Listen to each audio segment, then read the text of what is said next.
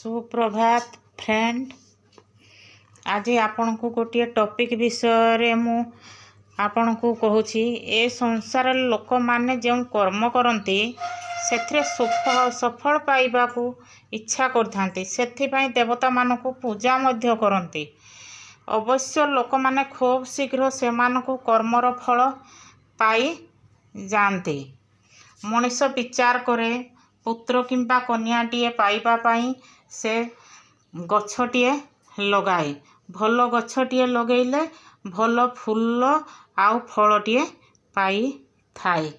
व्यवसाय मध्य अर्थ पाइबा पाई करि थांती। जेतेबेले निज चेष्टारे से असफल होई थाए से भगवान को प्रार्थना करि थाए। जहाँ भी आमर विपद आसू घर को कि जहाँ भी आसू सेतेबेले आमे भगवान को ठारे प्रार्थना करि थांतो। प्रार्थना करू, हे प्रभु आमको ए विपद रु उद्धार कर दियो कि मोर ए कामटे भल भावरे हो सफल हो कहीकि आमे भगवान को ठारे प्रार्थना करि थाओ। किंतु जे भाग्य को दोष दे नीरव रहे किंतु वास्तविक तो यह ठीक नुहे। ठीक होउची कर्तव्य को ठीक भावरे करो और ईश्वर को उपरे भाग्यर फल छाड़ी दियो। निजर कर्म जदि ठीक करिबो कर्मर फल निश्चिंत भावरे पाई पारिबो।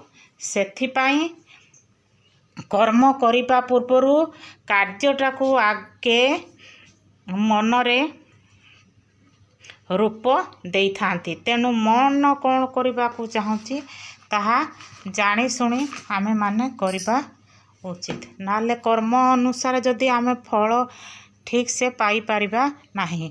ईश्वर आमको सदाबले कहती सत् कर्म रे चालो सत् पथरे चालो सत् ज्ञानी हुओ। सेतिक जदि आमे करिबा किछि आमे भूल करिबा आगरु आमे ईश्वर को तार माने मने पकेबा कहिबा नाही एई कर्मटी एमती कले एई खराब फल आमको आसीबो।